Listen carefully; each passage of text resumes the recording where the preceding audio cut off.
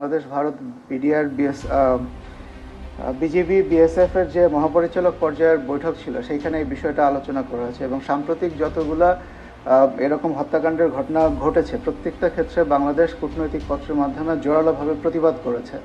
আমরা প্রতিবাদ করছি, আমরা আলোচনা করছি, আমরা সব রকমেরই ব্যবস্থা আমাদের হাতে যা আছে সেই জিনিসগুলো আমরা নেওয়ার চেষ্টা করছি যাতে এই ধরনের হত্যার ঘটনা না ঘটে। সাম্প্রতিক যে মিটিং হয়েছে সেই মিটিংয়ের ফলাফল তো আপনারা শুনেছেন যে পানি ভাগাভাগি ঠিকঠাক মতো হচ্ছে। এখন কোনো নদীতে যদি পানির ফ্লো কম থাকে তাহলে সেক্ষেত্রে মডাস অপারেন্ডি কী হবে সেটা টেকনিক্যাল কমিটি ডিসাইড করবে, এই ব্যাপারে আমার মন্তব্য করার সুযোগ নাই। গত 7ই মার্চ 2025 তারিখে ভারতের পররাষ্ট্র মন্ত্রণালয়ের মুখপাত্র যে মন্তব্য করেছেন সেটি আমাদের দৃষ্টিগোচর হয়েছে।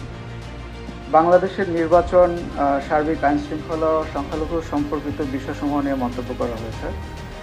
বাংলাদেশ মনে করে এই বিষয়সমূহ একান্তই বাংলাদেশের অভ্যন্তরীণ বিষয় এবং এই ধরনের মন্তব্য অযাচিত এবং অন্য দেশের অভ্যন্তরীণ ইস্যুতে হস্তক্ষেপের শামিল।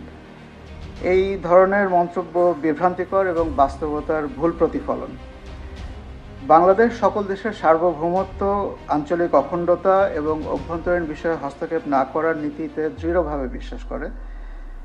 পারস্পরিক শ্রদ্ধা, বিশ্বাস এবং বোঝাপড়ার ভিত্তিতে ভারতের সাথে বন্ধুত্বপূর্ণ এবং গঠনমূলক সম্পর্ক গড়ে তোলার জন্য বাংলাদেশ প্রতিশ্রুতিবদ্ধ।